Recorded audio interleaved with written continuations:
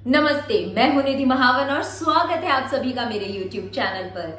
यहाँ मैं बात करूंगी अपने फेवरेट स्पोर्ट्स, इंटरेस्ट, हॉबीज, आपके लिए कुछ हेल्दी टिप्स, ट्रिक्स और भी बहुत कुछ के बारे में। तो प्लीज लाइक कीजिए, शेयर कीजिए, कमेंट कीजिए और मेरे YouTube चैनल को जरूर सब्सक्राइब कीजिए। मेरे फेवरेट स्पोर्ट्स सीरीज की ये वीडियो है और भी ज्यादा स्पेशल क्योंकि आज हम बात करेंगे फ्राइडे नाइट स्मैकडाउन के साथ साथ बैश इन बर्लिन की। तो शुरुआत करते हैं आज की वीडियो की फ्राइडे नाइट स्मैकडाउन से। फ्राइडे नाइट स्मैकडाउन की शुरुआत की LA नाइट ने और रिंग में आके ऑडियंस से कहा कि लास्ट वीक मैंने एक ओपन चैलेंज दिया था अपने US टाइटल को डिफेंड करने के लिए, तो आज बर्लिन में जो चाहे वो आ सकता है और मेरे साथ कंपीट कर सकता है। और तभी रिंग में एंट्री होती है लुडविग काइजर की और वो कहते हैं कि इस चैलेंज को Germany's own son Ludwig accept करते हैं। पहला मैच होता है for the United States championship between LA Knight and Ludwig Kaiser. दोनों ही रेसलर्स ने बेहतरीन रेसलिंग और स्पोर्ट्समैनशिप का परफेक्ट एग्जाम्पल सेट किया और जर्मनी की एनर्जेटिक ऑडियंस ने इस मैच को काफी एंगेजिंग बनाया। लुडविग ने नाइट के हर मूव का मुंह तोड़ जवाब दिया और LA नाइट को दी करारी टक्कर। पर जब मेगा स्टार BFT से करते हैं वार तो अच्छे उठ नहीं पाते और इसी के साथ जीत जाते हैं LA नाइट और रिटेन करते हैं अपनी यूनाइटेड स्टेट्स चैंपियनशिप। अगला मैच था बैरन कॉर्बिन, अपोलो क्रूज और लेगाडो डेल फैंटास्मा के लॉस गार्जा के बीच men's tag team match. Last week की बैरन कॉर्बिन द्वारा की गई ह्यूमिलिएशन से सांतोस काफी नाराज थे और मैच से पहले उन्होंने हिदायत दी लॉस गार्जा को। मैच शुरू हुआ और आउटस्टैंडिंग मूव से एक दूसरे को दोनों ही टीम्स ने दी मुकाबले की टक्कर। पर जब बर्लिन के क्राउड ने चैंट करना शुरू किया बैरन कॉर्बिन के लिए, तो कॉर्बिन और क्रूज की स्पिरिट्स हुई और भी ज्यादा हाई और उन्होंने रिंग में डोमिनेट करना शुरू किया।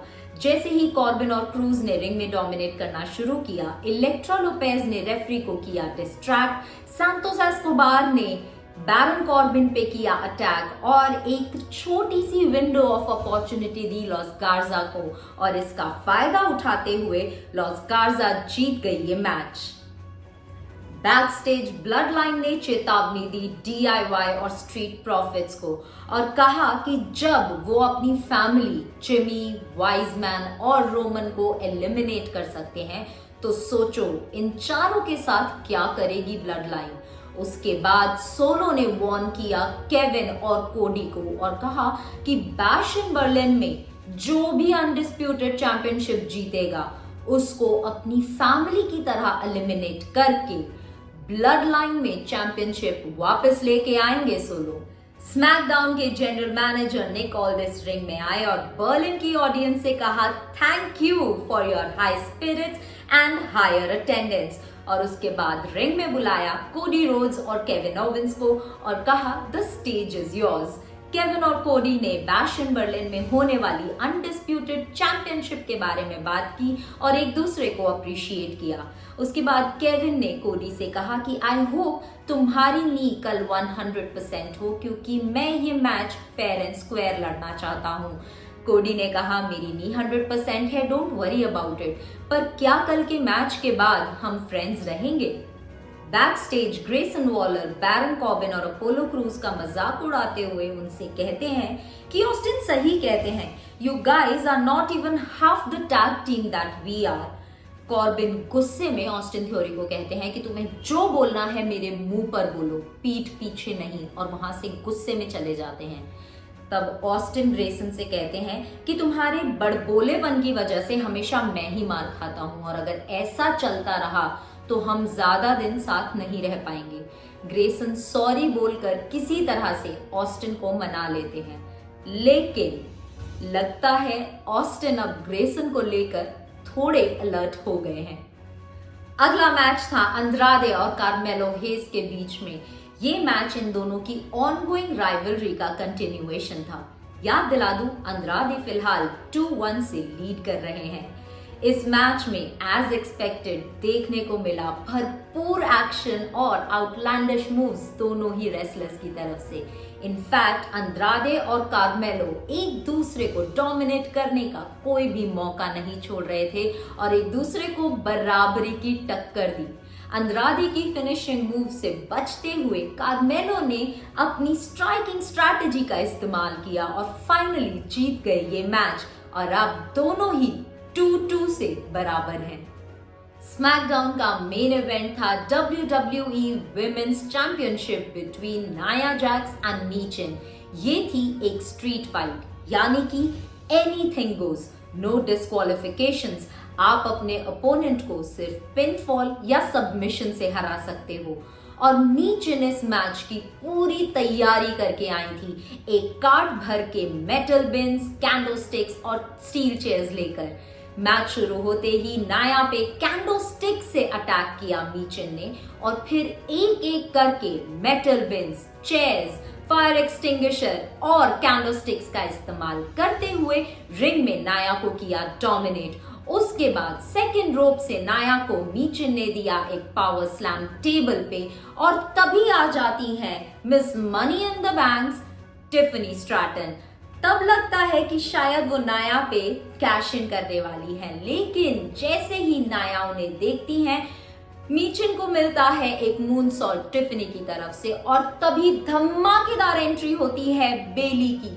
समर स्लैम का अपना रिवेंज लेते हुए वो टिफनी पे अटैक करती हैं और उन्हें रिंग से बाहर ले जाती हैं।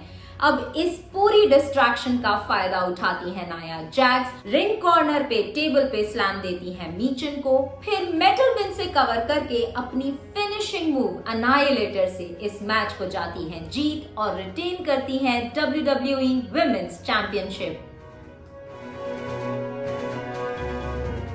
बैश इन बर्लिन की धमाकेदार शुरुआत हुई WWE अनडिस्प्यूटेड चैंपियनशिप के साथ between Cody Rhodes and Kevin Owens. जब दो फ्रेंड्स हो आमने सामने तो मैच हो जाता है सुपर एक्साइटिंग और बर्लिन की लाउड ऑडियंस ने तो इस मैच में 4 चांद लगा दिए। कोडी और केविन ने फ्रेंडशिप की बाउंड्री और रिस्पेक्ट को मेंटेन करते हुए इस मैच को एक सेफ शुरुआत दी। कोडी की 2-3 डिजास्टर किक के बाद भी पिन डाउन नहीं हुए केविन और केविन के स्टनर और पावर स्लैम से छिलते हुए कोडी भी किक आउट करते रहे। लेकिन मैच में इंटरेस्टिंग पॉइंट तब आया जब कोडी रोड्स थर्ड रोप पे चढ़े डिजास्टर किक के लिए और उनकी नी में झटका आ गया। तब लगा कि शायद केविन इसका फायदा उठाएंगे, लेकिन उन्होंने फ्रेंडशिप की रिस्पेक्ट मेंटेन की। केविन ने कोडी को दिए 2 स्टनर्स और थर्ड रोप से दिया स्वॉन्टन डाइव, लेकिन कोडी ने नीज से अपना बचाव किया और केविन को दिया क्रॉसरोड्स, पिन डाउन किया और रिटेन की WWE अनडिस्प्यूटेड चैंपियनशिप। इस मैच में केविन और कोडी के बीच एक म्यूचुअल रिस्पेक्ट दिखी और उन्होंने साबित किया कि despite all the challenges they are friends forever. दूसरा मैच था विमेन्स टैग टीम चैंपियनशिप के लिए between Isla Dawn, Alba Fyre and Jade Cargill, Bianca Belair. Match की शुरुआत से ही आयला और एल्बा ने काफी स्ट्रॉन्ग स्ट्रैटेजी से मैच पे पकड़ बनाई और बियांका को आइसोलेट करके काफी देर तक टारगेट किया। बहुत स्ट्रगल के बाद बियांका ने फाइनली जेड को किया tag and here comes the storm. Z एक आंधी की तरह टूट पड़ी आयला और एल्बा पर। इन दोनों ने आखिरी बार रैली करने की कोशिश की पर जेड और बियांका के व्हील बैरो सुप्लेक्स और डीडीटी कॉम्बो के सामने टिक नहीं पाई और जेड कारगिल, बियांका बेलेयर बन गए new women's tag team champions. Next was the much anticipated strap match between Drew McIntyre and CM Punk. Strap match में दोनों कंटेस्टेंट्स एक लेदर स्ट्रैप से जुड़े होंगे और एक के बाद एक बिना दूसरे के इंटरप्ट किए जिसने भी पहले चारों टर्न बकल्स को टच किया वो ये मैच जीत जाएगा। ये मैच बहुत ही ब्रूटल ग्रज मैच था और मैच के शुरू होने से पहले ही ड्रू ने पंक पे हमला किया। बेल बजने के बाद भी उन्होंने पंक पे हमला जारी रखा और पंक को काफी इंजर किया, पर पंक ने जवाब में दिया ड्रू को GTS और रिंग साइड बाहर ले जाकर उन्हें काफी टॉर्चर किया। पंक ने अपना सबमिशन मूव शार्प शूटर इस्तेमाल करते हुए ड्रू को टैप आउट करने पे मजबूर तक कर दिया। पर ये स्ट्रैप मैच है मेरे दोस्त, यहाँ रूल्स अलग हैं, आप टैप आउट तो नहीं कर सकते। और फिर ड्रू ने निकाला ब्रेसलेट जिससे पंक हो गए एग्रीवेट। इसका फायदा हुआ ड्रू को और उन्होंने क्लेमोर देके पंक को कर दिया चित। पर पंक ने रिकवर किया, ड्रू को 3 GTS दी और साथ ही साथ 3 टर्न बकल्स को टच किया। चौथा टर्न बकल छूने से पहले उन्होंने ड्रू के हाथ से अपना ब्रेसलेट निकाला, पहना, टर्न बकल टच किया और ये मैच जीत गए। ऑलमोस्ट 11 साल के बाद CM पंक ने WWE में अपना पहला सोलो मैच जीता। बिट्रेयल और रिवेंज का ये अगला मैच था mix tag team match the new judgment day के डोमिनिक मिस्टीरियो, लिव मॉर्गन और terror twins Damian Priest, Rhea Ripley के बीच। समर स्लैम में जजमेंट डे ने जो ह्यूमिलिएशन और बिट्रेयल किया था टेरर ट्विंस के साथ, उसका बदला इस मैच में बखूबी देखने को मिला। डेमियन ने अपने पावर और साइज का पूरा फायदा उठाते हुए मैच की शुरुआत से ही डोमिनिक को पटक पटक कर हर जगह मारा। पर लिव ने थोड़ा डिस्ट्रैक्ट किया और इसका फायदा उठा के डोमिनिक ने डेमियन को अनाउंस टेबल और स्टील स्टेप्स पे दे मारा। डेमियन ने खुद को संभाला और रिया को किया टैग। अब रिया ने अपने एक्स डॉम को क्लोज लाइन हिट करके कॉर्नर में लेग से उनपे स्लीपर होल्ड किया और फिर दोबारा से लिव ने डोमिनिक को बचाते हुए रिया पर बैकस्टैबर मारा और पिन डाउन किया रिया रिप्ली को। पर रिया बच के निकल गई और तभी the cavalry arrived, judgment day के बाकी मेंबर्स। पर बौखलाए हुए टेरर ट्विंस ने एक जजमेंट डे के मेंबर की छुट्टी कर दी। फिर लिव मॉर्गन को रिया ने दिया ring shattering riptide, pin down किया और जीत हुई टेरर ट्विंस की। बैश इन बर्लिन का मेन इवेंट था वर्ल्ड हेवीवेट चैंपियनशिप के लिए between the viper Randy Orton and the ring general Gunther. दो दिग्गज थे आमने सामने और होम क्राउड के फेवरेट गुंथर को हराने के लिए रैंडी की रूथलेसनेस पूरे मैच में दिखाई दी। रैंडी ने मैच की शुरुआत से ही गुंथर के शोल्डर को टारगेट किया और स्टील स्टेप्स पर बार बार मारकर उनका शोल्डर इंजर कर दिया। But despite the injury Gunther के चॉप्स और पंचेस में कोई कमी नहीं आई। उसके बाद रैंडी आरकेओ मारने की कोशिश करते रहे और गुंथर उसका काउंटर करते रहे।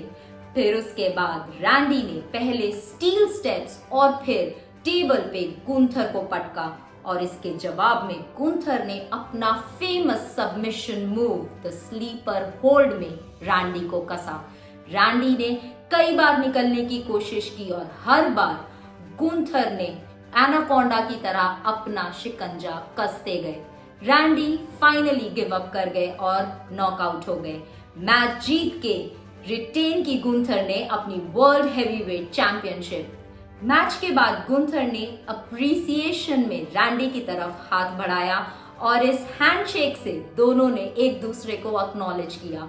It was very unlike either of the two और इस जेस्चर से everybody was pleasantly surprised. I think यहाँ से गुंथर के बेबी फेस होने का आगाज हो रहा है।